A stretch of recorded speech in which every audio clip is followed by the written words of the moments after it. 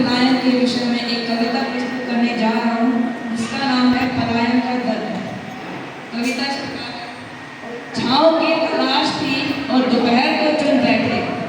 छाँव की तलाश थी और दोपहर को चुन बैठे, कुछ लोग गाँव को छोड़ शहर को चुन बैठे। अब कैद हैं घर की चार दीवारियों के भीतर,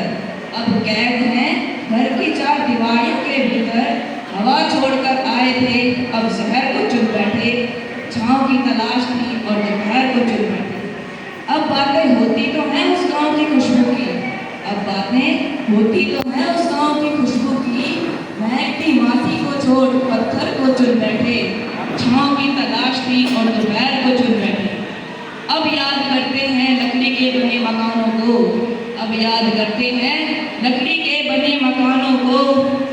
गांव के पटालों को छोड़ संगमरमर को चुन बैठे, छाँव की तलाश थी और दोपहर को चुन बैठे। अब शामिल होते हैं शहरों की भागदौड़ में रोज, अब शामिल होते हैं शहरों की भागदौड़ में रोज, ऊंचे ख्वाबों में जमीन छोड़ अंबर को चुन बैठे,